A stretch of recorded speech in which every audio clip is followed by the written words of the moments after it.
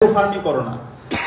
সে বলছে আমি তোমাদের এখানে ব্যবসা করছি, আমি না পারি আরবি, না পারি বাংলা, না পারি ইংরেজি, আমার ল্যাঙ্গুয়েজ ব্যারিয়ার আছে, এরপরও আমি তোমাদের দেশে ব্যবসা করে আমি আজকে আমার দেশের জন্য কন্ট্রিবিউশন করছি, তোমাদের দেশে কন্ট্রিবিউট করছি এবং সারা বিশ্বের আমি আজকে অবদান রাখছি। তো তোমরা যদি ঠিকমতো তোমাদের অ্যাগ্রো ফার্মিংটা করতে পারো, তোমাদের দেশে যে সস্তায় লেবার পাওয়া যায়, শ্রমিক পাওয়া যায়, এবং তোমাদের দেশের মাটি যে উর্বর, সেটা যদি তোমরা ঠিকমতো কাজে লাগাতে পারো, তোমরা সারা বিশ্বে নেতৃত্ব দিতে পারবা। তো এখন এই নেতৃত্ব এবং এই যে আমাদের ইকোনমিকে যদি আমরা ডেভেলপ করতে চাই, আমাদের যে অ্যাগ্রো ফার্মিং এর মাধ্যমে আমরা সারা বিশ্বব্যাপী নেতৃত্ব দিতে চাই, আমাদের ইকোনমি, আমাদের জিডিপি বাড়াতে চাই,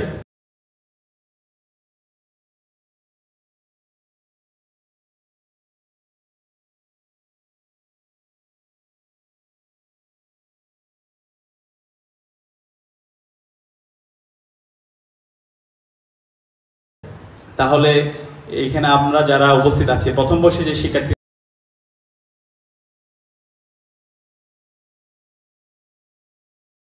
উপস্থিত আছে, আমাদেরকেই করতে হবে। আমরা কি পারবো ইনশাআল্লাহ?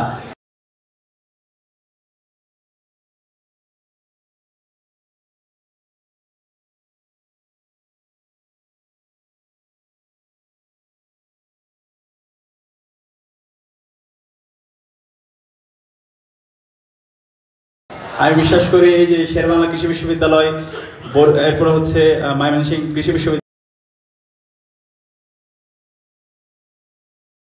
বাকৃবি, বাংলাদেশ কৃষি বিশ্ববিদ্যালয় এবং যে কৃষি বিশ্ববিদ্যালয়গুলো আছে সিলেটে, আমরা সবাই একসাথে যদি আমরা কাজ করতে পারি এবং আমরা যদি আমাদের চিন্তা, আমাদের ইনোভেশন, আমাদের ক্রিয়েশনের মাধ্যমে আমরা যদি একটা মাদ্রাসায় সে ক্লাস 2, 3, 4 থেকেই ইসিম কাকে বলে, ফেল কাকে বলে, হরফ কাকে বলে, আরবের ওই গ্রামারটাই সে পড়ে, অথবা ইংলিশের সেন্টেন্স কাকে বলে, ন্যারেশন কাকে বলে শিখে, কিন্তু কাকে বলে না শিখে কিভাবে প্রয়োগ করতে হবে সেটা আমাদের এই শিক্ষা ব্যবস্থায় শেখানো হয় না। তো আমাদের এই শিক্ষা ব্যবস্থা যে ব্রিটিশরা বলে গেছিল, আমাদের এই শিক্ষা ব্যবস্থার মাধ্যমে আমাদের এই অঞ্চলের তারা হচ্ছে রক্তে মাংসে হচ্ছে সে ভারতীয় হবে, কিন্তু তার চিন্তায় সে হবে সে একজন ব্রিটিশ, তার ওই চিন্তা ওর মধ্যে থেকে যাবে এবং এই শিক্ষা ব্যবস্থার মাধ্যমে এই সমাজের কোনো পরিবর্তন হবে না। এবং আমাদের এই শিক্ষা ব্যবস্থার যে কাঠামো, আমাদের যতগুলো শিক্ষা কমিশন হয়েছে, এই ভারতের একটা শ্যাডো এডুকেশন সিস্টেম আমাদের এই দেশের শিক্ষা ব্যবস্থা ছিল। আমাদের যতগুলো কমিশন হয়েছে, সেটা নূরখান শিক্ষা কমিশন বলেন, অথবা কুদরত কুদের শিক্ষা কমিশন বলেন, কবির চৌধুরী শিক্ষা কমিশন বলেন, শামসুল হক শিক্ষা কমিশন বলেন, এই প্রত্যেকটা কমিশনগুলো আলটিমেটলি হচ্ছে ভারতের প্রেসক্রিপশন হয়েছে, যে কারণে আমাদের শিক্ষার্থী একই সাথে সে থিওলজিও জানবে, একই সাথে সে সায়েন্স, টেকনোলজি, ইনোভেশন, ক্রিয়েশনও জানবে।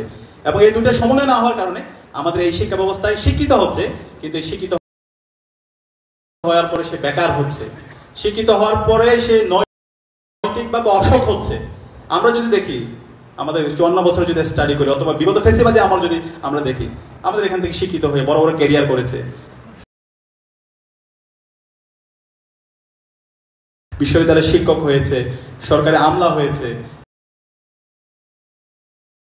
রাজনীতিবিদ হয়েছে, সমাজের বড় বড় জায়গায় গিয়েছে, কিন্তু সমাজের বড় বড় জায়গায় গিয়ে তারা অসৎ হয়েছে, মানুষের ক্ষতি করেছে, রাষ্ট্রের ক্ষতি করেছে। আমরা চাই না। সুতরাং আমাদের একটা বৈপ্লবিক পরিবর্তন দরকার এবং সেই বিপ্লবের জন্য, সে রেডিক্যাল চেঞ্জের জন্য জুলাই বিপ্লব আমাদের শহীদের জীবন দিয়েছে। আমাদের প্রত্যেকটা জায়গায় আমাদের রাষ্ট্র সংস্কার করা দরকার, আমাদের শিক্ষা ব্যবস্থা সংস্কার করা দরকার, আমাদের কালচারাল জায়গায় সংস্কার দরকার, আমাদের ইকোনমিক জায়গায় সংস্কার দরকার, প্রত্যেকটা জায়গায় আমাদের আমূল পরিবর্তন দরকার। এবং সবার আগে আমাদের এই শিক্ষা আন্দোলন সংগ্রাম জারি রাখা, শিক্ষার্থীদের ন্যায্য আন্দোলনের সবসময় পাশে থাকা। ইসলামী ছাত্র শিবির প্রতিষ্ঠার পর থেকে সবসময় শিক্ষার্থীদের যৌক্তিক ন্যায্য আন্দোলনের পাশে ছিল। আজকের যে কোটা সংস্কার আন্দোলন, সেটা কিন্তু ইসলামী ছাত্র শিবিরই শুরু করেছিল। ইসলামী ছাত্র শিবির 1997 সালেই প্রথমে অন্যায্য কোটা ব্যবস্থার বিরুদ্ধে আন্দোলন করেছিল।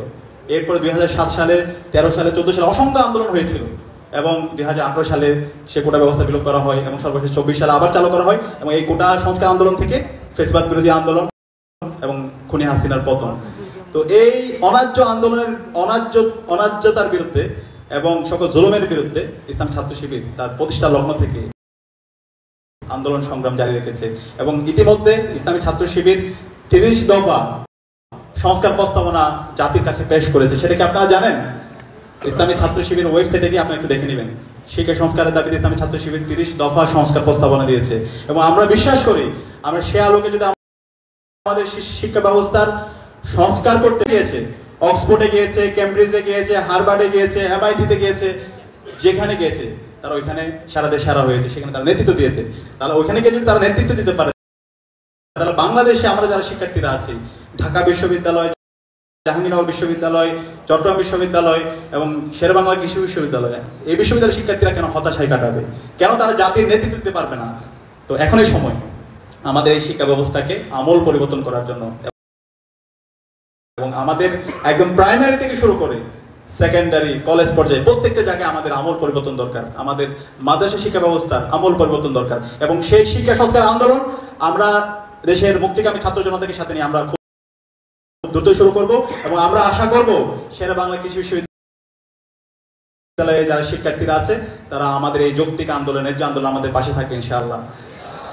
সম্মানিত উপস্থিতি, এখানে যারা আপনারা উপস্থিত আছেন, আমি আপনাদেরকে অনুরোধ করব আমাদের বিগত ফেসিবাদী আমলে আমাদের অবস্থা কেমন ছিল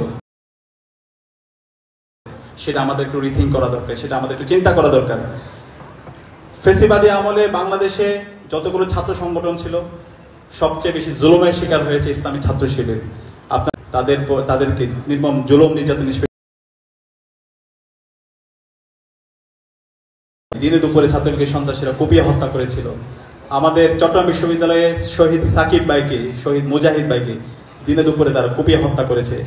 আমাদের বুয়েটের সাবেক সভাপতি ছিল ইসলামী ছাত্র শিবির কেন্দ্রীয় সভাপতি সিরাজুল ইসলাম ভাইকে দিনে দুপুরে ছাত্রলীগের সন্ত্রাসীরা নির্মমভাবে আবরার ফাহাদের মতো করে নির্যাতন করেছিল।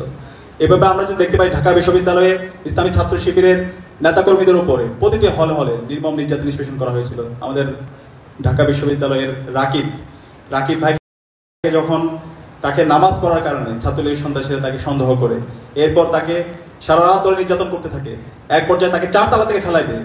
তারপর হামাগুড়ি দিয়ে যখন সে পানি চাচ্ছিল তখন ছাত্রলীগের সন্ত্রাসীরা তাকে প্রস্রাব দিয়েছিল। এইভাবে আমাদের প্রতিটি ক্যাম্পাসে জাহাঙ্গীরনগর বিশ্ববিদ্যালয়ে একটা পাখি মারলে তার বিচার হতো, কিন্তু ছাত্র শিবিরের উপর নির্মম নির্যাতন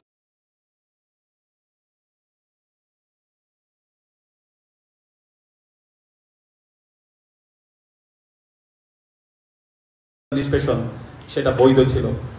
ভর্তি পরীক্ষার সময় বিশ্ববিদ্যালয়ে বিভিন্ন জায়গা থেকে শিক্ষার্থীরা গিয়েছিল। একজন শিক্ষার্থীকে মনে হয়